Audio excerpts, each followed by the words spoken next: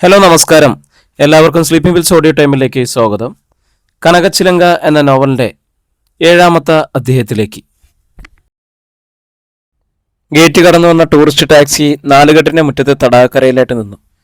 ജിജി മെല്ലെ വാതിൽ തുറന്ന് പുറത്തു വന്നു. അവളുടെ ദൃഷ്ടി ആദ്യം ചെന്ന് പതിച്ചത് നാലുകെട്ടിൻ്റെ ചിത്രവാതിൽ നിന്നിരുന്ന മനുവിൽ തന്നെയാണ്. തീ പാർന്നു ആ കണ്ണുകളിൽ. ഇത്തരമൊരു നോട്ടമോ അല്പം ശകാരമോ ചെറിയൊരു പിണക്കോ കൊണ്ടുള്ള സംഗതി തീരുമെങ്കിൽ ജിജിക്ക് സന്തോഷമുള്ളൂ. ഭയങ്കരമായൊരു പൊട്ടിത്തെറി തന്നെ പ്രതീക്ഷിച്ചുകൊണ്ടാണ് മടങ്ങി വന്നത്. പോകുമ്പോൾ അത് പ്രതീക്ഷിച്ചിരുന്നു. മനുവിനെ സംബന്ധിച്ചിടത്തോളം ഇതൊരു മഹാകാര്യമാണ്. ഭാര്യ തൻ്റെ അനുവാദമില്ലാതെ താൻ അറിയാതെ എവിടെയോ പോയി ഒരു രാത്രി ചെലവിട്ട് വന്നിരിക്കുന്നു. മനുവിനേക്കാൾ മനഃശക്തിയുള്ളവർക്ക് പോലും ക്ഷമിക്കാൻ കഴിയാത്തൊരു കുറ്റമാണ്. എന്നിട്ടും തെല്ലും കുറ്റബോധമോ ജാളിതയോ പ്രകടമാക്കാതെ തികഞ്ഞ ലാഘവത്തോടെയാണ് ജിജി മനുവിൻ്റെ അരികിലെത്തിയത്. ടാക്സി ഫെയർ കൊടുത്തിട്ടില്ല. എൻ്റെ കയ്യിൽ പണമില്ലെന്ന് മനുവിന് അറിയാലോ. കഴിഞ്ഞ രാത്രിയിൽ പണമൊന്നും കിട്ടിയില്ലേ? ടാക്സി ഡ്രൈവർ കേൾക്കാത്ത വിധം പതുക്കെയാണെങ്കിലും അങ്ങേയറ്റം വെറുപ്പോടെയാണ് മനു ചോദിച്ചത്. ജിജി പൊട്ടിച്ചിരിച്ചുപോയി. മനു ഇങ്ങനെ ദേഷ്യപ്പെടുമ്പോൾ എനിക്ക് ചിരിക്കാനല്ലാതെ എന്തിനാവും? നോക്കൂ മനു, ആ മനുഷ്യൻ വെറുതെ കാത്തു നിൽക്കുന്നു. മനു പേ ചെയ്യുന്നില്ലെങ്കിൽ ഞാൻ എൻ്റെ ഓർണമെൻറ്റ്സ് ഏതെങ്കിലും അഴിച്ചു കൊടുക്കേണ്ടി വരും. മനുവിനറിയാലോ നീലഗിരിയിലെ ബാങ്കുകളിലൊന്നും എനിക്ക് അക്കൗണ്ടില്ലെന്ന്. മനു എനിക്ക് പോക്കറ്റ് മണിയൊന്നും തരാറുമില്ല. നീ ഇതുവരെ എവിടെയായിരുന്നു? പല്ലരിച്ചുകൊണ്ടാണ് മനുവിൻ്റെ ചോദ്യം. ഇത് ആദ്യമേ ചോദിക്കേണ്ട ചോദ്യമായിരുന്നു. ഞാൻ ഗ്രാനിയെ കാണാൻ പോയി. കഴിഞ്ഞ രാത്രിയിൽ ഞാൻ ഗ്രാനിയെ സ്വപ്നം കണ്ടു. രാവിലെ ഉറങ്ങപ്പോൾ എനിക്ക് ഗ്രാനിയെ കാണണമെന്ന് തോന്നി. മനു എസ്റ്റേറ്റിലേക്ക് പോയതോടെ ആ തോന്നൽ കർശായി. പറയാതെ പോയതിന് മനുവിനെ തന്നെ ശിക്ഷിക്കാം, ശകാരിക്കാം, മടിക്കാം, കഴുത്ത് ഞെരിച്ച് കൊല്ലാം. അതിനു മുമ്പ് ആ ഡ്രൈവറുടെ കൂലി കൊടുത്താൽ വേണ്ടില്ല. പെട്ടെന്ന് മനു പോക്കറ്റിൽ നിന്നും പേഴ്സ് വലിച്ചെടുത്ത് ജിജിയുടെ നേർക്ക് കൂട്ടി. നല്ല കുട്ടി എന്ന് പറഞ്ഞുകൊണ്ട് അവൾ തിരിഞ്ഞ് ടാക്സി ഡ്രൈവറുടെ അരികിലേക്ക് ഓടി. കണക്ക് പറഞ്ഞ് അയാളുടെ കൂലി കൊടുത്ത ശേഷം അവൾ തിരിച്ചു വന്നു. പിന്നെ പേഴ്സ് മനുവിനെ ഏൽപ്പിച്ച് അറിയിച്ചു. ഇനി എന്തോ? മനു മറുപടി പറയാതെ തിരിഞ്ഞ് അകത്തേക്ക് നടന്നു. പുറകെ ജിജിയും. അകത്തെ മുറിയിലെത്തിയപ്പോൾ മനു പെട്ടെന്ന് തിരിഞ്ഞ് ജിജിയെ നോക്കി. നീ എവിടെ പോയെന്നാണ് പറഞ്ഞത്? ഗ്രാനിയുടെ അടുത്ത്. മനു ഇത്ര വേഗം അത് മറന്നോ? ഏത് ഗ്രാനിയുടെ അടുത്തേക്കാണ് പോയത്? നിന്റെ മരിച്ചു പോയ ഗ്രാനിയുടെ അടുത്തോ? അല്ല, മനുവിൻ്റെ ജീവിച്ചിരിക്കുന്ന ഗ്രാനിയുടെ അടുത്ത്. റോസ്മേരി ഗ്രാനിയുടെ അടുത്ത്. ഓ യു ബ്ലഡി ലെയർ. ഒരലർച്ച. ജിജി വിറച്ചു നിന്നുപോയി. കള്ളം പറയുന്ന നിന്റെ നാവ് പിഴുതെറിയണം. ജ്വലിച്ചുകൊണ്ട് മനു ജിജിയുടെ നേർക്ക് പാഞ്ഞെടുത്തു. മനു തന്നെ ഇപ്പോൾ കൊന്നുകളയുമെന്ന് തന്നെ അവൾക്ക് തോന്നി. അവളെ കണ്ണുകൾ ഇറുക്കി അടച്ചു കളഞ്ഞു. അല്പം കഴിഞ്ഞ് ഭീതിയോടെ മിഴി തുറന്നപ്പോൾ മനു അല്പം മാറി ചുമരിൽ മുഖമണച്ച് വെച്ച് നിൽക്കുന്നതാണ് കണ്ടത്. എന്നെ കാണാഞ്ഞപ്പോൾ മനു ഗ്രാനിക്ക് ഫോൺ ചെയ്തിട്ടുണ്ടാവില്ലേ? ജിജി ചോദിച്ചു. ഞാനത് ഓർത്തില്ല. പാവം ഗ്രാനി വല്ലാതെ പരിഭ്രമിച്ചിട്ടുണ്ടാവും. ഞാൻ വന്ന വിവരം ഗ്രാനിയോടൊന്ന് വിളിച്ചു പറയട്ടെ. അവളുടെ ടെലിഫോണിനരികിലേക്ക് നടന്നതും പെട്ടെന്ന് മനു തടഞ്ഞു. വേണ്ട, എൻ്റെ ഗ്രാനിയാണ്, ഞാൻ അറിയിച്ചോളാം.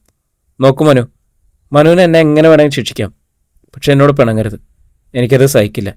അവൾ മെല്ലെ മനുവിൻ്റെ അരികിലെത്തി. അവൻ്റെ ചുമലിൽ തൊട്ടു. അവൻ അവളുടെ കൈ തട്ടിയെറിഞ്ഞു. ജിജി പക്ഷെ പിന്മാറിയില്ല. ഞാൻ മനുവിനോട് കള്ളം പറഞ്ഞത് മനഃപൂർവ്വമായിരുന്നില്ല. ഞാൻ പോയത് എവിടെയാണെന്ന് പറഞ്ഞാൽ അത് കേൾക്കുമ്പോഴേ മനു പൊട്ടിത്തെറിക്കും. അതുകൊണ്ട് സാവധാനം സത്യം പറയാമെന്നോർത്തു. എനിക്ക് ഇനിയെങ്കിലും പറഞ്ഞൂടെ? ഞാൻ പോയത് പാർവതിയുടെ വീട്ടിലാണ്. നിനക്കെന്താ അവിടെ കാര്യം? ആ നല്ല അമ്മയെ കാണാൻ. അവർ പാർവതിയുടെ അമ്മയാണ്, എൻ്റെ ഭാര്യയുടെ അമ്മ. അവർ നിൻ്റെ ആരുമല്ല. മകളെ നഷ്ടപ്പെട്ട ഒരു അമ്മയാണ് അവർ. അമ്മ നഷ്ടപ്പെട്ട ഒരു മകളാണ് ഞാൻ. ആ ബന്ധം അത് മതി ഞങ്ങൾക്ക്. നോ, എൻ്റെ ഭാര്യയാണ് നീയെങ്കിൽ ഇനിയും എൻ്റെ അനുവാദമില്ലാതെ നീ ഇവിടുന്ന് ഒരിടത്തും പോകാൻ പാടില്ല. ഈ വീടിന് വെളിയിൽ പോലും ഇറങ്ങാൻ പാടില്ല. എങ്കിൽ മനു എന്നെ ഇവിടെ ബന്ധിച്ചിടേണ്ടി വരും. അതെ, ബന്ധിച്ചിടും. അതിന് സമ്മതമില്ലെങ്കിൽ നിനക്ക് ഇവിടുന്ന് പോകാം. നിൻ്റെ അച്ഛനെ വിളിച്ച് ഞാൻ പറയാം നിന്നെ വന്ന് കൊണ്ടുപോകാൻ. അരുതേ. ജിജി ഓടിച്ചെന്ന് മനുവിൻ്റെ കയ്യിൽ പിടിച്ചു. മനു എന്നെ വീട്ടിനുള്ളിൽ ബന്ധിച്ചിട്ടുള്ളൂ. എനിക്ക് സമ്മതമാണ്. എന്നാൽ എന്നെ ഇവിടെ നിന്ന് പറഞ്ഞേക്കരുതേ. എന്നെ ഉപേക്ഷിക്കരുത്. അത്ര എത്തിയപ്പോൾ അവൾ കരഞ്ഞുപോയി. മറ്റൊരാളെ കിട്ടാനിട്ടല്ല ഞാൻ മനുവിൻ്റെ ഭാര്യയായത്. മനുവിൽ നിന്നും സ്നേഹം ലഭിക്കുന്ന പ്രതീക്ഷയില്ല. ഞാൻ മനുവിനെ സ്നേഹിച്ചുപോയി. അതുകൊണ്ടാണ്. വിങ്ങിക്കരഞ്ഞുകൊണ്ട് അവൾ ഓടി. അകത്ത മുറിയിലേക്ക് ചെന്ന് അവിടെ കിടക്കയിൽ കമിഴ്ന്നു വീണു. താൻ മനുവിനെ സ്നേഹിക്കുന്നു, വല്ലാതെ സ്നേഹിക്കുന്നു. ഒരാലിംഗനത്തിൻ്റെ മധുരം പോലും തനിക്ക് മനുവിൽ നിന്നും ലഭിച്ചിട്ടില്ല. എന്നിട്ടും മനുവിനെ വിട്ടുപോകാൻ താൻ അശക്തിയാണ്. മനു ആര് തന്നെയായാലും എത്ര തന്നെ ദ്രോഹിച്ചാലും തനിക്ക് മനുവിനെ വേണ്ടെന്ന് വെക്കാൻ കഴിയില്ല. ഏതോ അദൃശ്യമായൊരു ചങ്ങല തന്നെ മനുവുമായിട്ട് ബന്ധിച്ചിരിക്കുന്നു. അതിലും വലുതാണോ ഈ വീട്ടിലെ തടവ്? ഒരുപക്ഷെ ഇതേ അവസ്ഥ തന്നെയാവും ഒരിക്കൽ പാർവതിയും അനുഭവിച്ചത്. അല്പം കഴിഞ്ഞപ്പോൾ ജിജി കിടക്ക വിട്ട് എഴുന്നേറ്റു. നാലുകെട്ട് നിശബ്ദം. മനു എസ്റ്റേറ്റിലേക്ക് പോയിട്ടുണ്ടാവും. അവള് മെല്ലെ പുറത്തേക്ക് കടന്നു. മനുവിൻ്റെ സ്വീകരണ മുറിയും ശ്രീലകവുമെല്ലാം അടച്ചുപൂട്ടിയിരിക്കുന്നു. പാർവതി എഴുതിയത് എത്ര ശരിയാണ്. പൂജാമുറിയിൽ ബന്ധിക്കപ്പെട്ട ദേവീ ചിത്രം. ജീവിച്ചിരിക്കെ തന്നെ അവൾ അങ്ങനെ ആയിരുന്നിരിക്കണം. ഇപ്പം ഞാനും അങ്ങനെയല്ലേ. ജിജി പുറത്തേക്കുള്ള വാതിക്കലെത്തി. വാതിൽ തുറക്കാൻ ശ്രമിച്ചപ്പോൾ അത് പുറത്തുനിന്ന് ബന്ധിച്ചിരിക്കുകയാണെന്ന് അറിഞ്ഞത്. പറഞ്ഞതുപോലെ തന്നെ മനു ചെയ്തിരിക്കുന്നു. ജാലകങ്ങളും അടച്ചു കൊളുത്തിരിക്കുകയാണ്. ഒരെണ്ണത്തിൻ്റെ കൊളുത്തെടുത്ത് അവൾ മെല്ലെ ഒരു പാളി കതക് തുറന്നു. ഔട്ട് ഹൗസിൻ്റെ ഇറയത്ത് കോലപ്പനുണ്ടായിരുന്നു. അയാളുടെ ശ്രദ്ധ ആകർഷിക്കാനായിട്ട് ജിജി മെല്ലെ കൈ തട്ടിവിട്ടു. അയാളെ നോക്കിയതും അവളെ കൈയാട്ടി വിളിച്ചു. ഒരു നിമിഷം പരിഭവത്തിൽ മുഖം വെട്ടിച്ചിരുന്ന ശേഷം മനസ്സോടെ എന്നോണം അയാൾ എഴുന്നേറ്റു. വളരെ സാവധാനത്തിൽ ജനലരികിലെത്തി. വാതിൽ പുറത്തുനിന്ന് പൂട്ടിയിരിക്കുകയാണല്ലോ. അതെ. കോലപ്പൻ്റെ കൈവശം താക്കോലില്ലേ? മുഖം കുനിച്ചു നിന്നതല്ലാതെ കോലപ്പൻ മറുപടി പറഞ്ഞില്ല. തുറന്നു തരാൻ വേണ്ടിയല്ല ചോദിച്ചത്. യജമാനൻ്റെ അനുവാദമില്ലാതെ കോലപ്പൻ ഇനി എനിക്ക് വേണ്ടി ഒന്നും ചെയ്തു തരണ്ട. പെട്ടെന്ന് കോലപ്പൻ മുഖമുയർത്തി. നോക്ക്. അയാൾ തൻ്റെ മെലിഞ്ഞ കവിൾത്തടം ചൂണ്ടിക്കാട്ടി. കുഞ്ഞിനെ ടാക്സി ഏർപ്പാടാക്കി തന്നതിന് കിട്ടിയ കൂലിയായത്. ജിജി അത് കണ്ടു. കോലപ്പൻ്റെ ഇടതുകവിടെ ചുവന്ന് തടിച്ചു കിടക്കുന്നു. ക്രൗര്യം തോന്നിപ്പിക്കുന്ന മുഖമാണെങ്കിലും കോലപ്പൻ ഒരു സാധുവാണെന്ന് അവൾക്ക് തോന്നി. അയാളുടെ കണ്ണിൽ അപ്പോഴും നനവ് തങ്ങി നിന്നിരുന്നു. യജമാനൻ എന്നെ ആദ്യം അടിക്കുന്നത്. ഇന്നലെ വരെ എന്നോടൊന്നും ദേഷ്യപ്പെട്ടിട്ട് പോലുമില്ല. കോലപ്പൻ്റെ സ്വരേടറി. കോലപ്പൻ എന്നോടൊന്ന് ക്ഷമിക്കി. ജിജി തിരിഞ്ഞ് അകത്തേക്ക് നടന്നു. സന്ധ്യയ്ക്ക് മനു മടങ്ങി വന്ന ശേഷമാണ് മുൻവാതിൽ തുറന്നത്. നേരിയൊരു കുറ്റബോധം മനുവിൽ പ്രകടമായിരുന്നു. ജിജിയോടൊപ്പം ഇരുന്ന് അത്താഴം കഴിക്കാനും അവൻ സന്നദ്ധത കാട്ടി. ഒരുപക്ഷെ മനു പാർവതിയുടെ വീട്ടിലേക്ക് ഫോൺ ചെയ്ത് താൻ പറഞ്ഞത് സത്യമാണെന്ന് മനസ്സിലാക്കിയിട്ടുണ്ടാവുമെന്ന് ജിജി കരുതി. പിറ്റേന്ന് രാവിലെ ബ്രേക്ക്ഫാസ്റ്റിനും ജിജിയോട് സഹകരിച്ചു. എന്നാൽ എസ്റ്റേറ്റിലേക്ക് പോകാൻ നേരം പ്രധാന വാതിൽ പുറത്തുനിന്ന് ബന്ധിക്കാൻ മനു മറന്നില്ല. പിന്നീട് അതൊരു പതിവായി. ഒരു ദിവസം മനു എസ്റ്റേറ്റിലേക്ക് പോയി അല്പസമയം കഴിഞ്ഞ് പുറത്തൊരു കാർ വന്നു നിന്നു. ജിജി ശബ്ദം കേട്ടു. മനം അടങ്ങി വന്നതാവെന്നാണ് ജിജി വിചാരിച്ചത്. എന്നാൽ വാതിൽ തുറക്കുകയോ മനു അകത്തേക്ക് വരികയോ ഉണ്ടായിരുന്നില്ല. കാർ സ്റ്റാർട്ട് ചെയ്യുന്ന ശബ്ദമാണ് പിന്നീട് കേട്ടത്. ജിജിക്ക് അത്ഭുതമായി. എന്തേ മനു അകത്തേക്ക് വരാതെ ഉടനെ മടങ്ങിപ്പോകുന്നത്? ജിജി ഓടിച്ചെന്ന് മുന്നിലെ ജനാലവാതിൽ തുറന്നു. തടാകക്കരയിൽ നിന്നും പുറത്തേക്ക് മടങ്ങുന്ന കാറ് മനുവിൻ്റേതായിരുന്നില്ല. പുത്തനൊരു ബെൻസ്. ആരാണത്? അകത്ത് ആളില്ലെന്ന് കരുതി മടങ്ങിപ്പോവുകയാണോ? ജിജി ജനൽവാതിൽ അടച്ച് ശബ്ദമുണ്ടാക്കി. ഗേറ്റിലെത്തിയ കാറിൽ നിന്നും പെട്ടെന്നൊരു മുഖം പുറത്തേക്ക് എത്തി നോക്കി. ജിജി ജനലഴികൾക്കിടയിലൂടെ പുറത്തേക്ക് കൈനീട്ടി മെല്ലെ വീശി. കാർ വീണ്ടും തിരിഞ്ഞ് അകത്തേക്ക് വന്നു. തടാകക്കരയിലായി നിന്ന കാറിൽ നിന്നും പുറത്തു വന്നത് സുമുഖനായ ഒരു ചെറുപ്പക്കാരനായിരുന്നു. മനുവിൻ്റെ അത്ര പ്രായം തോന്നിക്കുവാൻ മാന്യവേഷം. ആഹാ, ഇതിനകത്ത് ആളുണ്ടായിരുന്നോ? ചെറുപ്പക്കാരൻ അത്ഭുതം. എന്നിട്ടാണോ പുറത്തുനിന്നും വാതിൽ ലോക്ക് ചെയ്തിരിക്കുന്നത്? ഞാൻ വിചാരിച്ച് രണ്ടാളും എസ്റ്റേറ്റിലേക്ക് പോയിട്ടുണ്ടാവുന്നു. താങ്കൾ ആരാണെന്ന് മനസ്സിലായില്ല. ജിജി ആരാഞ്ഞു. ഓ, നമ്മൾ ആദ്യം കാണുകയാണല്ലോ അല്ലേ? എങ്കിലും എനിക്ക് ജിജിയെ മനസ്സിലായി. ഞാൻ മനുവിൻ്റെ അനുജൻ സിബിയാണ്. Captain Sibi James. കല്യാണത്തിന് വരാൻ എനിക്ക് ലീവ് കിട്ടിയില്ല. ജിജി വിടർന്ന കണ്ണുകളോട് അവനെ നോക്കിയിരുന്നു. ആട്ടെ, എന്താണ് വാതിൽ പുറത്തുനിന്ന് ലോക്ക് ചെയ്ത് അകത്ത് കയറിയിരിക്കുന്നത്? ഇവിടെ എപ്പോഴും തെമ്മാടി ശല്യം ഉണ്ടോ? തെമ്മാടി ശല്യോ? വിജിക്ക് അത്ഭുതമായിരുന്നു. ആ, മുമ്പ് ഇവിടെ വലിയ ശല്യമായിരുന്നു അത്രേ. അന്ന് ഈ വീട് പണിതിട്ടില്ലേ, ചെറിയൊരു കോൺക്രീറ്റ് ഹട്ട്. അന്നത്തെ വീട്ടുകാർ പാർവതിയായിരുന്നു. ഒരു ദിവസം ഓർക്കാപ്പുറത്തായിരുന്നു എൻ്റെ വരവ്. പുറത്തുനിന്നും വാതിൽ പൂട്ടിക്കിടക്കുന്നത് കണ്ടപ്പോൾ ഞാൻ നേരെ എസ്റ്റേറ്റിലേക്ക് പോയി. പാർവതിയെ കാണാനായിരുന്നു ഞാൻ വന്നത്. എസ്റ്റേറ്റിൽ ചെന്നപ്പോൾ അവിടെയില്ല ശ്രീ പാർവതി. ഒടുവിൽ മനുവിൻ്റെ കൂടെ ഇവിടെ വന്നു. വാതിൽ തുറന്നപ്പോൾ അതാകത്ത് പാർവതി. ജിജിയിലൊരു ഞെട്ടലുണ്ടായി. എന്നിട്ട് ജിജിക്ക് ആകാംക്ഷ. ഇതെന്ത് കളിയെന്ന് ചോദിച്ചപ്പോൾ മനു അതാ നാവ് ഇറങ്ങിപ്പോയതുപോലെ നിൽക്കുന്നു. അപ്പോൾ പാർവതിയാണ് പറഞ്ഞത്, ഇവിടെ വലിയ തെമ്മാടി ശല്യമുള്ള സ്ഥലമാണ്. വീട്ടിലെ പെണ്ണുങ്ങളെ തനിച്ചേ ഉള്ളൂ എന്നറിഞ്ഞ തെമ്മാടികൾ ശല്യം ഉണ്ടാക്കാൻ എത്തുന്നു. മനുവാണെങ്കിൽ ഒരു പാപത്തെ. അതുകൊണ്ട് ഭാര്യയെ വീട്ടിനുള്ളിലാക്കിയിട്ട് പുറത്തുനിന്നും വാതിൽ പൂട്ടിക്കൊണ്ട് മൂപ്പര് എസ്റ്റേറ്റിലേക്ക് പോകുമായിരുന്നത്. പുറത്തുനിന്ന് നോക്കുമ്പോൾ വീട്ടിൽ ആരും ഇല്ലെന്നല്ലേ തോന്നും.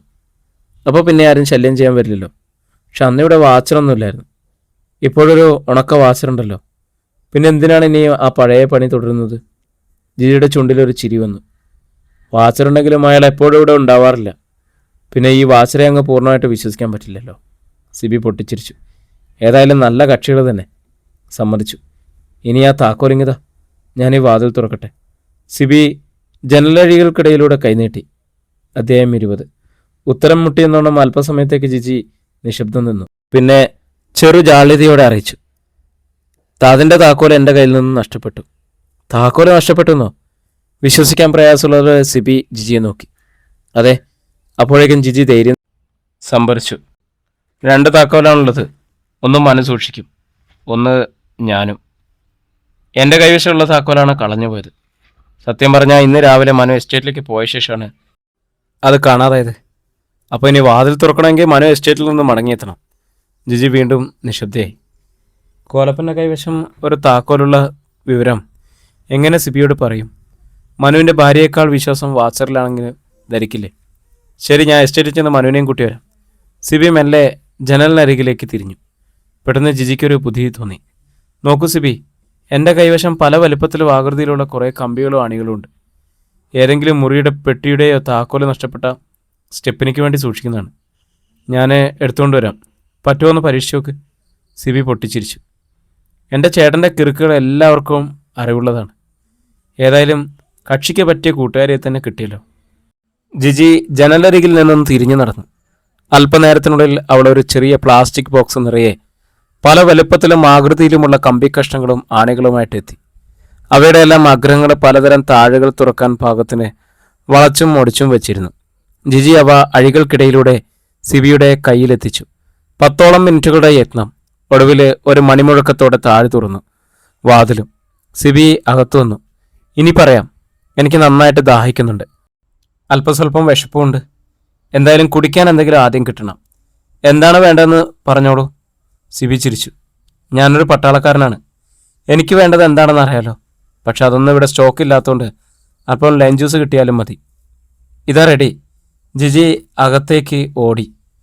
അവൾ പാനീയം ഗ്ലാസ്സിൽ പകർന്നെടുത്തപ്പോഴേക്കും സിബിയും അരികിലെത്തി. ജിജിക്ക് തെല്ല് അമ്പരപ്പുണ്ടായി.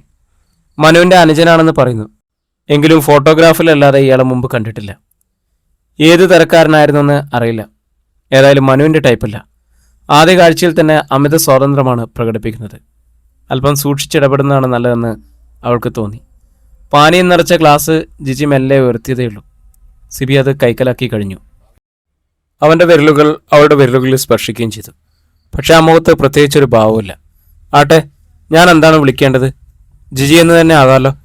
പാനീയം ഒന്ന് മൊത്തിയ ശേഷം സിബി ജിജിയോട് ആരാഞ്ഞു. ജിജി ഒന്ന് മന്ദവസിച്ചു. സമ്മതമോ വിസമ്മതമോ പ്രകടമാക്കിയില്ല. ശരി, ഞാൻ അല്പം ഒന്ന് വിശ്രമിക്കട്ടെ. സിബി തിരിഞ്ഞ് പുറത്തേക്ക് നടന്നു. ജിജി അവനെ അനുഗമിച്ചു.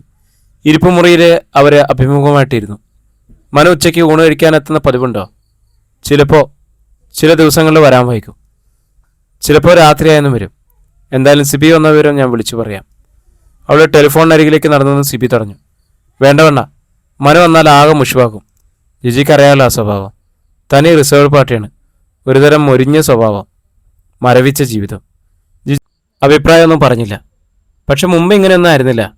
കോളേജിൽ ചാമ്പ്യനായിരുന്നു, പെൺകുട്ടികളുടെ ഹീറോ, ഒരുപാട് കൂട്ടുകാർ, കളിയും ചിരിയും തമാശയും. അന്ന് ഞങ്ങളും കൂട്ടുകാരെ പോലെ ആയിരുന്നു.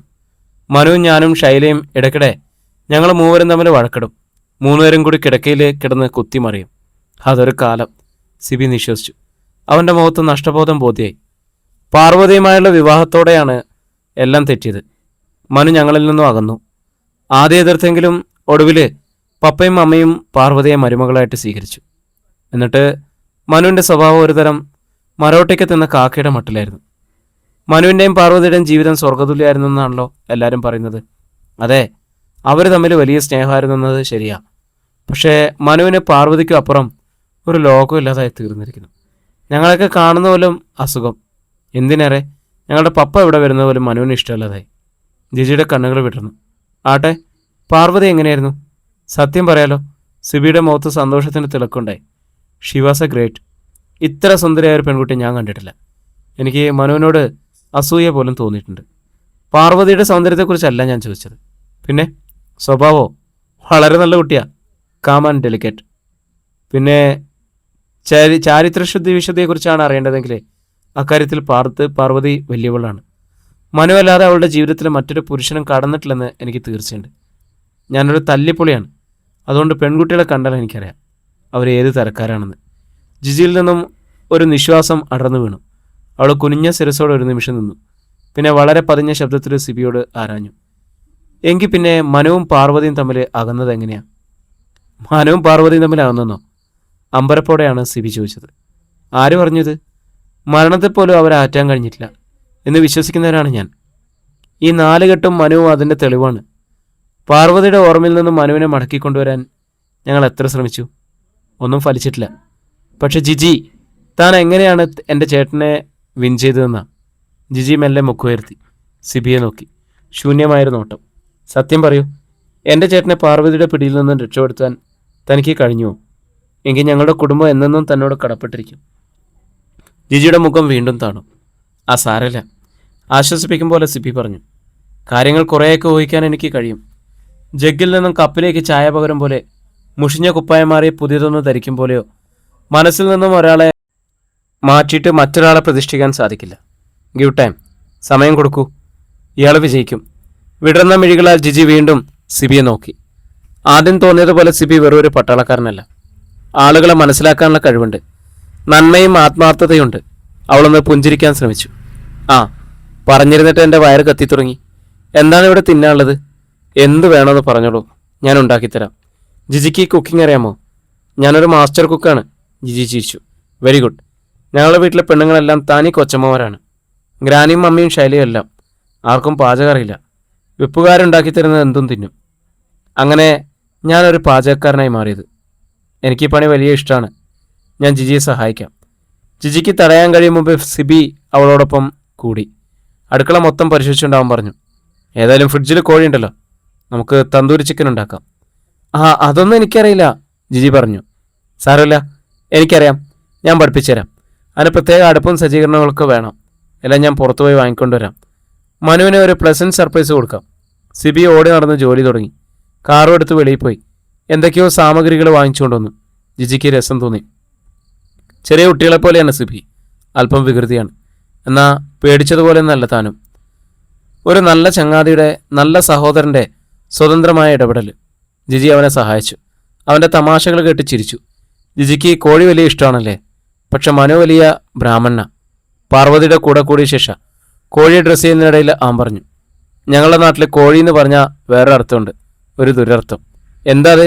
ജിജിക്ക് ആകാംക്ഷ. സിബി പൊട്ടിച്ചിരിച്ചു.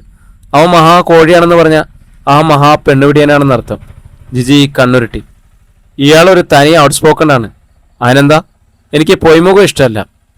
മനുഷ്യൻ സ്വാഭാവികമായിട്ട് സംസാരിക്കുകയും പെരുമാറുകയും ജീവിക്കുകയും വേണം. എൻ്റെ ചേട്ടൻ ഒരു മുഖമൂടിക്കാരനാണ്. ജിജിയുടെ മുഖം മാറി. സിബി അത് ശ്രദ്ധിക്കാതെ തുറന്നു. അയാൾ മാത്രമല്ല, പാർവതി അങ്ങനെയായിരുന്നു. ഒന്നും വിട്ടു തുറന്നു പറയൂല. ആ മനസ്സെന്താണെന്ന് ആർക്കും മനസ്സിലാവില്ല. ആ ഒരു ന്യൂനത മാത്രമേ ഞാൻ പാർവതിയിൽ കണ്ടിട്ടുള്ളൂ. നമ്മുടെ സ്ത്രീകളിൽ മിക്കവാറും അത്തരക്കാരാണ്. ഒരുപക്ഷെ ജിജി എല്ലാം കേട്ടു നിന്നു. സിബി എന്ന വിടുവാനിൽ നിന്നും അവൾക്ക് പലതും പഠിക്കാനുണ്ടായിരുന്നു. മനുവിനെക്കുറിച്ചും പാർവതിയെക്കുറിച്ചൊക്കെ. പാചകം പൂർത്തിയാക്കി എല്ലാം തീന്മേശയിൽ ഒരുക്കുമ്പോൾ സിബി പറഞ്ഞു, ഇത്തവണത്തെ എൻ്റെ വരവിനൊരു പ്രത്യേകത കൂടിയുണ്ട്, ഒരു പ്രത്യേക ഉദ്ദേശമുണ്ട്. എനിക്കൊരു പെൺകുട്ടിയെ കിട്ടിയിരിക്കുന്നു. ജിജി അത്ഭുതത്തിൽ അവനെ നോക്കി. സിബി തുടർന്നു, എൻ്റെ ചേട്ടൻ്റെ ജീവിതത്തിൽ 2 പെണ്ണായി. ഇനിയെങ്കിലും എനിക്കൊരു പെണ്ണിനെ വേണമല്ലോ. ബംഗാളിയാണവൻ. പാർവതിയെയോ ജിജിയെപ്പോലെ സുന്ദരിയല്ല. ഇരുനിറം, മീൻ തീറ്റക്കാരിയായ ഒരു വിടുവായത്തി. പക്ഷെ പാവ, ഒരു ഡോക്ടറുടെ മകള. അവളും മെഡിക്കലാ. എനിക്കവളെ കല്യാണം കഴിക്കണം. ഇടവേളയില്ലാത്ത സംസാരം. ഇക്കാര്യം മനുവിൻ്റെയും എൻ്റെ മമ്മയുടെയും ശ്രദ്ധയിൽപ്പെടുത്തേണ്ടതുണ്ട്. ജോലി ജിജിക്കാണ്. മമ്മി പപ്പയോട് പറഞ്ഞോളൂ. വീട്ടുകാരുടെ സമ്മതത്തോടെ വേണം എനിക്ക് കെട്ടാൻ. എന്താണ് അവളുടെ പേര്? പേരെന്തായാലും എന്താ, ഞാൻ അവളെ കുരങ്ങെന്നാണ് വിളിക്കുന്നത്. നിങ്ങളും അങ്ങനെ വിളിച്ചാൽ മതി. കുരങ്ങിൻ്റെ അർത്ഥം എന്താണെന്ന് അവൾ എന്നോട് ചോദിച്ചു. പനിനീർ പൂവിൻ്റെ ഭംഗിയും അരിമുല്ലപ്പൂവിൻ്റെ നറുമണവുമുള്ള പെൺകുട്ടി എന്നാണ് ഞാൻ അവളോട് പറഞ്ഞത്. അവൾക്കിപ്പോൾ ആ വിളി പെരുത്തി ഇഷ്ടമാണ്. ജിജി പൊട്ടിച്ചിരിച്ചു പോയി. ചിരി അടക്കാനാവാതെ അവളുടെ വയറ് നൊന്തു. ഒടുവിൽ കണ്ണു തുടച്ച് തിരിയുമ്പോഴാണ് കണ്ടത് വാതുക്കൽ മനു. എരിയുന്ന നോട്ടം. കാറിൻ്റെ ശബ്ദം കേട്ടില്ല. വാതിൽ ബന്ധിച്ചിട്ടില്ലാത്തതിനാൽ കടന്നു വന്നത് അറിഞ്ഞിട്ടില്ല. ഒരു നിമിഷം കൂടി കഴിഞ്ഞാണ് സിബി മനുവിനെ കണ്ടത്. ആഹാ, ഇയാൾ വന്നോ? സിബി പുഞ്ചിരിച്ചു. എങ്ങനെയാ വാതിൽ തുറന്നത്? മനു ചോദിച്ചു, ഒട്ടും മാർദ്ദവമില്ലാത്ത സ്വരം. എങ്ങനെയായാലും എന്താ, ഭാര്യ വീട്ടിനുള്ളിൽ പൂട്ടിയിട്ടിട്ട് പുറത്തു പോകുന്ന മഹാബോറനാണ് ഞങ്ങൾ. തെമ്മാടി ശല്യം ഭയന്നിട്ടാണെങ്കിൽ ഒപ്പം കൊണ്ടുപോയാലും മതിയല്ലോ. ജിജി ആണെങ്കിൽ ബാംഗ്ലൂരിൽ വളർന്നവളാണ്. പാർവതിയെ പോലെ പേടിത്തൊണ്ടിയൊന്നുമല്ലല്ലോ. അതൊക്കെ ഞാൻ തീരുമാനിച്ചോളാം. ഭർത്താവ് ഞാനാണ്, നീയല്ല. സിബിയുടെ മുഖം രക്തശൂന്യമായി. അപമാനത്താൽ അവൻ്റെ ശിരസ് കുനിഞ്ഞു. അധ്യായം 21. ഒരു കാര്യം കൂടി മനു പറഞ്ഞു. ഞാനിവിടെ ഇല്ലാത്തപ്പോൾ ആരും ഇവിടെ വരുന്നത് എനിക്കിഷ്ടമല്ല, പ്രത്യേകിച്ച് നീ. ഒരു നടുക്കത്തിൽ സിബി മുഖുയർത്തി. അവൻ്റെ കണ്ണിലെ ഈറൻ കുറ്റിയിരുന്നു. I am sorry. പെട്ടെന്ന് അവൻ തിരിഞ്ഞു നടന്നു പുറത്തേക്ക്. കുറേ സമയത്തേക്ക് മനുവോ ജിജിയോ നിന്നിടത്തൊന്നും ചലിച്ചില്ല. പരസ്പരം ശ്രദ്ധിച്ചതുമില്ല.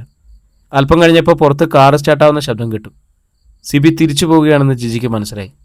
പാവം, അവൻ പാടുവിട്ടുണ്ടാക്കിയ തന്തൂരി ചിക്കൻ മേശയിൽ അതേപടി ഇരിക്കുന്നു. നല്ല വിശപ്പുണ്ടെന്ന് പറഞ്ഞിട്ടും അതൊന്നും അവൻ കഴിച്ചില്ല. അതിനുള്ള സമയം കിട്ടിയില്ല. തിരിച്ചു വിളിക്കാൻ തനിക്ക് എന്താണ് അർഹത? വിളിക്കേണ്ട ആൾ പ്രതിമയായിട്ട് നിൽക്കുന്നു. ജിജിക്ക് കർശായ ദേഷ്യവും സങ്കടം ഉണ്ടായി. അവൾ നീരസത്തിൽ മനുവിനെ നോക്കി. എന്താ, ഞാൻ സ്വർഗത്തിൽ കട്ടുറുമ്പായോ? മനു ചോദിച്ചു. ചിരിച്ചു രസിക്കുകയായിരുന്നല്ലോ അവൻ്റെ പീറ തമാശകൾ കേട്ടിട്ട്. ജിജിയുടെ മുഖം വലിഞ്ഞു മുറുകി. ആരും ചിരിക്കുന്നത് മനുവിന് ഇഷ്ടമല്ലല്ലോ. ആളുകൾ കരയുമ്പോഴല്ലേ മനുവിന് സന്തോഷം. പാവം പാർവതി എത്ര കരഞ്ഞു. ആ കരച്ചിൽ കാസറ്റിൽ പകർത്തി വെച്ചിരിക്കുന്ന അത് കേട്ട് ആനന്ദിക്കുന്നവനല്ലേ. ക്രൂരൻ, ക്രൂരൻ. നിയന്ത്രണം താർന്നെന്നോണം ജിജി പറഞ്ഞു. നീറോ ചക്രവർത്തി. അവള് പല്ലിറുമി. മനു പുച്ഛത്തിൽ അവളെ നോക്കി. നിനക്ക് അവനെ അത്രയ്ക്ക് ഇഷ്ടമായി അല്ലേ, എൻ്റെ അനിയനെ? ഞാൻ ഇടയിൽ വന്നു കയറിയതിൻ്റെ ദേഷ്യമാണ്. വേണമെങ്കിൽ നിനക്ക് അവൻ്റെ ഒപ്പം പോകാം. പിന്നാലെ കാറിൽ ഞാൻ കൊണ്ടുവന്നാക്കാം. മനു, ജിജിയുടെ ശബ്ദമായിരുന്നു. ഇത്ര ചീപ്പായിട്ട് സംസാരിക്കരുത്. അധികം പറയാതെ തന്നെ കാര്യങ്ങൾ എനിക്ക് മനസ്സിലാകും. നിങ്ങൾക്ക് ലോകത്തെ മുഴുവൻ സംശയമാണ്, കടുത്ത അപകർഷതാബോധം. അത് എന്തിനെന്ന് മാത്രം എനിക്ക് മനസ്സിലാവാത്തത്. നിങ്ങൾക്ക് എന്തിൻ്റെ കുറവാണ്? കത്തുന്ന മിഴികളോടെ അവളെ തന്നെ നോക്കി എന്നല്ലാതെ മനു ശബ്ദിച്ചില്ല. നിങ്ങൾ എന്നെ ഈ വീട്ടിനുള്ളിൽ പൂട്ടിയിട്ടത് എൻ്റെ സ്നേഹത്തിനുള്ള ശിക്ഷയായിരിക്കും എന്നാണ് ഞാൻ വിചാരിച്ചത്. എന്നാൽ ഇതേ ശിക്ഷ തന്നെ നിങ്ങൾ ഒരിക്കൽ പാർവതിക്ക് നൽകിയത് എന്തിനാണെന്ന് എനിക്ക് മനസ്സിലാവുന്നില്ല. മനു, എല്ലാം അവൻ നിന്നോട് പറഞ്ഞൂല്ലേ? മനുവിൻ്റെ സ്വരം വിറച്ചു. എന്നോട് അവന് അസൂയാണ്. എൻ്റെ ദാമ്പത്യം തർക്കുകയാണ് അന്നും ഇന്നും അവൻ്റെ ലക്ഷ്യം. സ്റ്റോപ്പ് മനു. സ്വന്തം സഹോദരനെക്കുറിച്ചാണ് നിങ്ങൾ ഇത്ര മോശമായിട്ട് സംസാരിക്കുന്നത്. പക്ഷേ എനിക്കറിയാം, സിബിയല്ല, സ്വന്തം പപ്പ ഇവിടെ വരുന്നത് പോലും നിങ്ങൾക്കിഷ്ടമല്ല. നിങ്ങളൊരു പേഷ്യൻ്റാണ്. നിങ്ങൾക്ക് ചികിത്സ ആവശ്യമാണ്. അപ്പോൾ നീയും എന്നെ ഭ്രാന്തനാക്കുന്നു. നീയും. മനു അവളുടെ നേരെ വിരൽ ചൂണ്ടി. ഇല്ല, മനുവിന് ഭ്രാന്താണെന്ന് ഞാൻ പറയില്ല. ഒരു ലഘു മനോരോഗം. സ്വയം വിചാരിച്ചാൽ മനുവിനെ ഇതിൽ നിന്നും രക്ഷ നേടാം. മനു മാത്രമല്ല രക്ഷപ്പെടുക, ഞാനും. നിനക്ക് എപ്പോഴും രക്ഷപ്പെടാലോ. വേണമെങ്കിൽ ഈ നിമിഷം തന്നെ നിനക്ക് എന്നെ വിട്ടുപോകാം. ജിജിയുടെ ഭാവം മാറി. കണ്ണു നിറഞ്ഞു. സ്വരടറി. ഇല്ല മനു, സ്വന്തം രക്ഷ മാത്രം മോഹിക്കൊള്ളുന്നവളായിരുന്നു ഞാനെങ്കിൽ എനിക്ക് മനുവിൻ്റെ ജീവിതത്തിലേക്ക് വരാതിരിക്കാമായിരുന്നു. മനുവിനെ രക്ഷിക്കാൻ വന്നവളാണ് ഞാൻ. മനു രക്ഷപ്പെടുന്നില്ലെങ്കിൽ എനിക്കും രക്ഷ വേണ്ട. നമുക്കൊന്നിച്ച് നശിക്കാം. അവൾ വിങ്ങിപ്പൊട്ടി കരയാൻ തുടങ്ങി. അല്പം കഴിഞ്ഞ് അവൾ കണ്ണീര് തുടച്ച് മുഖമുയർത്തുമ്പോൾ മുന്നിൽ മനു ഉണ്ടായിരുന്നില്ല. അവൾ സാവധാനം അകത്തെ മുറിയിലെത്തി. സ്ക്രിബ്ലിംഗ് പാഡിൽ കുറിച്ചു. പ്രിയപ്പെട്ട പാറു, നിന്റെ ദുഃഖം എനിക്ക് മനസ്സിലാവുന്നുണ്ട്. ദാമ്പത്യം നിനക്കൊരു തടവ് മുറിയായിരുന്നല്ലേ, എന്നെപ്പോലെ. പുറത്തുനിന്നും പൂട്ടപ്പെട്ട വീട്ടിനുള്ളിലായിരുന്നെന്നോ ആ ഗ്യാസ് അപകടം? പുറത്ത് കടക്കാനാവാതെ പിടഞ്ഞു പിടഞ്ഞാണോ പാറു നീ? എന്നിട്ട് നീ മറ്റുള്ളവരുടെ കണ്ണിൽ മനുവിനെ കുറ്റവാളിയാക്കില്ല. അത്രയും നന്മ മനു പോലും പ്രതീക്ഷിച്ചിട്ടുണ്ടാവില്ല. തെമ്മാടി ശല്യത്തിൽ നിന്ന് രക്ഷപ്പെടാനാണ് മനു നിന്നെ വീട്ടിനുള്ളിൽ പൂട്ടിയിട്ടതെന്ന് പുറത്തു പോകുന്നത് അല്ലേ? മനുവിനെ രക്ഷിക്കാൻ എത്ര സമർത്ഥമായിട്ട് നീ സിബിയോട് കള്ളം പറഞ്ഞു. എൻ്റെ ഒരു സ്നേഹം, എന്തൊരു നന്മ. നീ മുഖംമൂടി അണിഞ്ഞവളാണെന്ന് സിബി പറഞ്ഞു. നീ മുഖംമൂടി അണിഞ്ഞ് നിനക്ക് വേണ്ടി ആയിരുന്നില്ലല്ലോ. ദുഃഖാണ് ആ നീ മൂടി വെച്ചത്. മനു കാണിച്ച ക്രൂരതകളും. നിന്റെ മഹനീയ സ്നേഹത്തിന് ഒരിക്കലും പകരാവില്ലല്ലോ ഈ സ്മാരകം.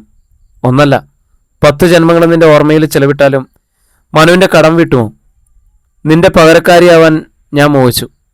ഇല്ല, എനിക്കതിന് സഹായിക്കില്ല. സ്നേഹത്തിൻ്റെയും സഹനത്തിൻ്റെയും ദേവിയായിരുന്നു നീ. ഞാൻ വെറും ഒരു സാധാരണ പെണ്ണാണ്. പാർവതിയാകാനുള്ള ശ്രമം ഞാനിവിടെ ഉപേക്ഷിക്കുകയാണ് കൂട്ടുകാരി. എനിക്കിപ്പോൾ നിന്നോട് തോന്നുന്നത് ഭക്തിയും സഹാനുഭൂതിയും ചേർന്ന ഒരു വികാരമാണ്. ജിജിയുടെ ഹൃദയം കടലാസിലേക്ക് ഒഴുകി. അതൊരു അന്വേഷണ റിപ്പോർട്ട് കൂടിയായിരുന്നു. ഒടുവിൽ കൈയും മനസ്സും തളർന്നപ്പോൾ അവൾ മേശയിൽ മുഖമർത്തി കിടന്നു. രാത്രി വളരെ വൈകിയാണ് മനു തിരിച്ചെത്തിയത്. അവൻ എത്തുന്നവരെ ജിജി ഉറക്കമൊഴിച്ച് കാത്തിരുന്നു. മനു നേരെ കിടക്കറയിലേക്ക് നടന്നപ്പോൾ ജിജി അന്വേഷിച്ചു ഭക്ഷണം. മനു തിരിഞ്ഞു നിന്ന് ശാസിക്കും വിധം അവളെ നോക്കി. അവൾ ചെറുപുഞ്ചിരിയോടെ അതിനെ നേരിട്ടു. എനിക്ക് മനസ്സിലാവുന്നുണ്ട് മനുവിൻ്റെ മനസ്സ്. മനു വിചാരിക്കുന്ന പോലെയല്ല സിബി നല്ലവനാണ്. മനുവിനോട് സ്നേഹവും ആത്മാർത്ഥതയുള്ളവനാണ്. ഒരു കമ്പിക്കഷ്ണം ഉപയോഗിച്ച് അവൻ വാതിൽ തുറന്നത്. അതെടുത്തു കൊടുത്തത് ഞാനും. മനുവിനറിയോ, സഹോദരങ്ങളില്ലാത്തവളാണ് ഞാൻ. ഒരാങ്ങള എൻ്റെ മോഹമായിരുന്നു. സിബിയെ പരിചയപ്പെട്ടപ്പോൾ എനിക്കത് ലഭിച്ചു എന്ന്. ഞങ്ങൾ ഒന്നിച്ചാണ് തന്തൂരി ചിക്കൻ ഉണ്ടാക്കിയത്. നന്നേ വിശക്കുന്നുവെന്ന് പറഞ്ഞ് അവനെ യാതൊന്നും ഇവിടുന്ന് കഴിക്കാതെയാണ് ഇറങ്ങിപ്പോയത്. മനുവിൻ്റെ മുഖം താണു. ശബ്ദിക്കാൻ കഴിയാതെ അവൻ നിന്നു. മനു പേടിക്കണ്ട. പാർവതി പറഞ്ഞ അതേ മറുപടിയാണ് ഞാൻ സിബിയോട് പറഞ്ഞത്. തെമ്മാടി ശല്യം കൊണ്ടാണ് മനു വീട് പുറത്തുനിന്ന് പൂട്ടിയിട്ട് പോകുന്നതെന്ന്. പെട്ടെന്ന് മനു മുഖമുയർത്തി. അവൻ്റെ കവിളിലെ നീർച്ചാലുകൾ. അടുത്ത നിമിഷം അവൻ തിരിഞ്ഞ് അകത്തേക്ക് നടന്നു. ജിജി പിന്നാലെ ചെന്നു. മനു പാർവതിയെ സ്നേഹിക്കുന്നതിൽ, ആ ഓർമ്മയിൽ ജീവിക്കുന്നതിൽ എനിക്ക് സന്തോഷമുള്ളൂ. പാർവതിയിൽ നിന്നും മനുവിനെ കവർന്നെടുക്കാനുള്ള മോഹം ഞാനിത് ഉപേക്ഷിച്ചിരിക്കുന്നു. എന്നാൽ എനിക്കൊരു സംശയമുണ്ട്. യഥാർത്ഥത്തിൽ മനു പാർവതിയെ സ്നേഹിച്ചിരുന്നുവെന്ന്. എന്നെങ്കിലും മനു കിടക്കറയിൽ കടന്നിരുന്നു. ഉടനെ അവൻ അകത്തുനിന്ന് വാതിൽ കൊട്ടിയടച്ചു. എന്നാൽ അടുത്ത നാൾ തൊട്ട് എസ്റ്റേറ്റിലേക്ക് പോകുമ്പോൾ വീടിൻ്റെ വാതിൽ പുറത്തുനിന്നും പൂട്ടുന്ന പരിപാടി അവൻ ഉപേക്ഷിച്ചു. ഒരാഴ്ച കഴിഞ്ഞപ്പോൾ തീരെ പ്രതീക്ഷിക്കാത്തൊരു നിമിഷം അംസ തടാകത്തിൽ ഷൈല എത്തി. മനുവിൻ്റെ കുസൃതിക്കാരിയായ അനുജത്തി. പക്ഷെ അവളുടെ മുഖം ഒട്ടും പ്രസന്നമായിരുന്നില്ല. നീ തനിച്ചാണോ കുട്ടാ വന്നത്? ജിജി അന്വേഷിച്ചു. കാറിൻ്റെ ഡ്രൈവർ ഒപ്പം ഉണ്ടായിരുന്നു. വാതിൽ പുറത്തുനിന്നും പൂട്ടിരിക്കുകയാണെങ്കിൽ തുറക്കാനായിട്ട് പലതരത്തിലുള്ള കുറേ താക്കോലുകളും കൊണ്ടുവന്നിട്ടുണ്ട്. ഒട്ടും തമാശയായല്ല അവളങ്ങനെ പറഞ്ഞത്. എന്നിട്ടും ജിജി അത് കെട്ടിച്ചിരിച്ചു. ഓ, എല്ലാം സിബി അവിടെ വന്ന് വിളമ്പിക്കണം. ഇവിടെ വലിയ തമ്മാടി ശല്യമാണ് ശൈല. അത് കാരണം എൻ്റെ നിർദ്ദേശപ്രകാരമാണ് എസ്റ്റേറ്റിൽ പോകാൻ നേരം മനു വാതിൽ പുറത്തുനിന്നും പൂട്ടിയിരുന്നത്. ജിജി വാചകം പൂർത്തിയാക്കും മുമ്പേ ശൈല അവളെ അർത്ഥഗർഭമായിട്ടൊന്ന് തറഞ്ഞു നോക്കി. എനിക്കറിയാം ചേച്ചി, പാർവതി ചേച്ചിയോടും മനുവേട്ടൻ ഇങ്ങനെയായിരുന്നു. പുറത്തു പോകുമ്പോൾ ഭാര്യയെ വീട്ടിൽ അടച്ചുപൂട്ടിയിടുമായിരുന്നു. തെമ്മാടി ശല്യം കൊണ്ടാണെന്ന് പാർവതി ചേച്ചിയും പറയുമായിരുന്നത്. പക്ഷെ ഞങ്ങൾ അത്ര വിഡ്ഢികളൊന്നുമല്ലല്ലോ. ജിജി ചമ്മലിൻ്റെ ഒരു ചെറുചിരിയുമായിട്ട് നിശബ്ദം നിന്നു. മനുവേട്ടന് ആരെയും എന്തിനേയും സംശയമാണ്. പാർവതി ചേച്ചിയുടെ കല്യാണം കഴിഞ്ഞ ശേഷമാണ് ഈ സൂക്കേട് തുടങ്ങിയത്. വാതിൽ ലോക്ക് വീണോ എന്ന സംശയത്തിൽ കൂടെ വാതിൽ വലിച്ചു നോക്കും. ഫ്രിഡ്ജിൽ നിന്നെടുത്ത വെള്ളമായാൽ പോലും അതിനകത്ത് വല്ല കരടുണ്ടോ എന്ന് ഭൂതക്കണ്ണാടി വെച്ച് നോക്കും. സംശയം തന്നെ സംശയം. എന്നെ പോലും സംശയമാണ്. പുരുഷന്മാരായ സർവൻസിനോട് സംസാരിക്കുന്നതെങ്കിലും കണ്ടാൽ ഉടനെ വിളിച്ച് ക്രോസ് ചെയ്യും. അങ്ങനെയുള്ള ഒരാൾ ഭാര്യയെ സംശയിക്കാതിരുന്നാലേ അത്ഭുതമുള്ളൂ. ഷൈലയുടെ വീട്ടിൽ എല്ലാവർക്കും ഉണ്ട് ഈ സൂക്കേട്. നോ, പപ്പയും സിബിയേട്ടനൊക്കെ എത്ര ഫ്രീ ആണെന്നോ. സിബിയേട്ടന് എപ്പോഴും പിള്ളേരുകളിയാണ്. പട്ടാളക്കാരനാണെന്ന് പറഞ്ഞാൽ ആരും വിശ്വസിക്കത്തില്ല. പക്ഷെ പാവം ഇവിടെ വന്നിട്ട് തിരിച്ചെത്തിയത് കരഞ്ഞ മുഖത്തോടു കൂടിയാണ്. മനുവേട്ടൻ വല്ലതും പറഞ്ഞു കാണും. വിവരം അറിഞ്ഞു വരാൻ അമ്മ എന്നെ അയച്ചതാ. ജിജിയുടെ മുഖം കുനിഞ്ഞു. അവൾ ശബ്ദിച്ചില്ല. മനുവേട്ടൻ എന്ത് പറഞ്ഞാലും എന്തെല്ലാം പ്രവർത്തിച്ചാലും ഞങ്ങൾക്ക് പിണങ്ങാനാവില്ലല്ലോ. ഞങ്ങളുടെ ചേട്ടനല്ലേ. ഭ്രാന്തനായാലും കുഷ്ഠരോഗിയായാലും കൊലപാതകയായാലും ഞങ്ങൾക്ക് ഉപേക്ഷിക്കാൻ പറ്റില്ലല്ലോ. ശൈലിയുടെ കണ്ടിടറി. ചേച്ചിക്ക് സഹിക്കാൻ കഴിയാതെ ആകുമ്പോൾ ചേച്ചി ഉപേക്ഷിച്ച് വയ്ക്കോളും. ഞങ്ങളാരും ചേച്ചിയെ കുറ്റപ്പെടുത്തില്ല. ജിജി പെട്ടെന്ന് ശൈലിയുടെ വായു കുത്തി. അങ്ങനെ പറയരുത് ശൈല. ഞാൻ ഒരിക്കലും മനുവിനെ ഉപേക്ഷിക്കില്ല. മനുവിനെ ഉപേക്ഷിച്ചാൽ പോലും അല്പം എക്സെൻട്രിക് ആയിരിക്കും. എന്നാലും മനു സാധുവാണ്, സ്നേഹമുള്ളവനാണ്. ശരിയാണ്, ശൈല സമ്മതിച്ചു. ഭ്രാന്തനായാലും സംശയാലുവായാലും ഞങ്ങളുടെ മനുവേട്ടൻ സ്നേഹമുള്ളവനാണ്. പാർവതി ചേച്ചിയെ മനുവേട്ടന് ജീവനായിരുന്നു. ഇപ്പോഴും മനുവേട്ടൻ ആ ഓർമ്മ വിട്ടിട്ടില്ലെന്ന് ഞങ്ങൾക്കറിയാം. അതിനിടയിൽ ജിജിയുടെ മുടി ശൈലയെ അത്ഭുതപ്പെടുത്തി. ചേച്ചിയുടെ മുടി പഴയതിലും ഒരുപാട് വളർന്നു. ഇപ്പം നല്ല ഭംഗിയുണ്ട്. ഞാൻ ഓമനിച്ച് വളർത്തുന്നതാണ് മനുവിൻ്റെ സന്തോഷത്തിന്. ഓ, പെണ്ണുങ്ങളുടെ മുടിയിലും സൗന്ദര്യത്തിലൊന്നും മനുവേട്ടന് ഒരു താല്പര്യമില്ല. പാർവതിക്ക് നീണ്ട മുടിയുണ്ടായിരുന്നല്ലോ. അത് മനുവേട്ടൻ്റെ ഭാര്യയാകും മുമ്പേ ഉള്ളതാണ്. പക്ഷെ പെണ്ണുങ്ങൾ മുടി അലങ്കരിക്കുന്നതും പൂ ചുടുന്നതും വേഷം കിട്ടുന്നതൊന്നും മനുവേട്ടന് ഇഷ്ടമല്ല. അത് ജിജിക്ക് ഒരു പുതിയ അറിവായിരുന്നു. സൗന്ദര്യനാളമായ പാർവതിയെ സ്വന്തമാക്കിയ മനു ഒരു സൗന്ദര്യ ആരാധകനാണെന്നായിരുന്നു അവളുടെ ധാരണ. അതുകൊണ്ടാണോ ശൈല മുടി ഇത്രയും നീളം കുറിച്ച് മുറിച്ചിരിക്കുന്നത്? ജിജി ചോദിച്ചു. അതൊന്നല്ല, തീരെ ഉള്ളില്ലാത്ത മുടിയാ. പശുവിൻ്റെ പാല് പോലെ നീട്ടിയിടുന്നതിലും ഭംഗിയതല്ലേ. എനിക്കിതൊട്ടും അഭംഗിയല്ല. എന്നാൽ ഒരുപാട് മുടിയുള്ള സുന്ദരികൾ പെട്ടെന്നൊരു ദിവസം മുറിച്ചാൽ അത് മഹാബോറായിരിക്കും. അതെനിക്ക് മനസ്സിലായത് പാർവതി ചേച്ചി മുടി മുറിച്ചപ്പോഴായിരുന്നു. ജിജിയിൽ ഒരു ഞെട്ടലുണ്ടായി. പാർവതി ആ നീണ്ട മുടി മുറിച്ചെന്നോ? ആ, അപകടം സംഭവിക്കുന്നതിന് ഏതാണ്ട് 2 മാസം മുമ്പ്. ഞാനിവിടെ വന്നപ്പോഴാണ് ആ കോലം കണ്ടത്. പാർവതി ചേച്ചിയെ ഞാൻ അവസാനമായി കണ്ടത് അപ്പോഴായിരുന്നു. എന്തിനായിരുന്നു പാർവതി മുടി മുറിച്ചത്? മനു പറഞ്ഞിട്ടോ? മുടിയുടെ ഭാരം കാരണം എപ്പോഴും തലവേദനയാണത്രേ. പാർവതി ചേച്ചി തന്നെയാണ് പറഞ്ഞത്. സ്വയം മുറിച്ചു കളഞ്ഞതാണത്രേ. കണ്ടാ സങ്കടം വരുമായിരുന്നു. ഞാനന്ന് കരഞ്ഞുകൊണ്ടാണ് ഇവിടുന്ന് തിരിച്ചുപോയത്. ചിജി ചിന്താധീനയായിട്ട് അകലേക്ക് നോക്കിയിരുന്നു. മുടിയുടെ ഭാരം കാരണം തലവേദന. അത് സത്യമായിരുന്നോ? അതോ മനു ഫലമായിട്ട് അവളുടെ മുടി മുറിച്ചു കളഞ്ഞതോ? എങ്കിൽ നീ അന്ന് എത്ര വേദനിച്ചാണോ എൻ്റെ പാറു. നിന്റെ ആ നീണ്ട ചുരുൾമുടി പെണ്ണിന് ഒരു അപൂർവമായി ലഭിക്കുന്ന ആ ഭാഗ്യം. തലവേദന കൊണ്ട് സ്വയം മുടി മുറിച്ചതാണെന്ന് പാറു. നീ വീണ്ടും ഒരു നുണ പറഞ്ഞു മനുവിനെ രക്ഷിക്കാൻ. പാർവതി, നിന്റെ ഈ അലൗകിക സൗന്ദര്യം മനുവില് ഒരു പേടി സ്വപ്നമായിരുന്നു. സംശയാലവും അപകർഷതാബോധത്തിന്റെ അടിമയുമായ ഭർത്താവിന് ഭാര്യയുടെ സൗന്ദര്യം പേടി സ്വപ്നമാണല്ലോ. പാർവതിയെ വിരൂപയാക്കാൻ മനു അത് ചെയ്തു. അതെ, അതായിരിക്കും സംഭവിച്ചത്. എങ്കിൽ ഇത്രമാത്രം അപകർഷതാബോധമുണ്ടാവാൻ കാരണം? ആ ചോദ്യത്തിന് ഉത്തരവില്ലായിരുന്നു. ചെറിയ പെൺകുട്ടിയായ ശൈലിയെ ആ വലിയ വീട്ടിലെ ഏതെങ്കിലും മുറിയിൽ തനിച്ചു കിടത്തുന്നത് ശരിയല്ലെന്ന് പറഞ്ഞ് രാത്രിയിൽ ജിജിയും അവളോടൊപ്പം കിടന്നു. ശൈല ഉറങ്ങിയതും ജിജി എഴുന്നേറ്റു. സ്ക്രിബ്ലിംഗ് പാഡിൽ മുടിയില്ലാത്ത ഒരു സുന്ദരിയുടെ മുഖം വരച്ചു വെച്ചു. പിന്നെ അവളുടെ മുഖം പൊത്തി ഏങ്ങി ഏങ്ങി കരഞ്ഞു. പ്രിയരെ, നമ്മുടെ കഥ ഇവിടെ തുടരുകയാണ് കേട്ടോ. ഇതിൻ്റെ അടുത്ത ഭാഗമായിട്ട് നാളെ നമ്മൾ വീണ്ടും കണ്ടുമുട്ടുന്നു. ഒത്തിരി സ്നേഹത്തോടെ നിങ്ങളുടെ സ്വന്തം Jashi Wayanad on sleeping pills audio time.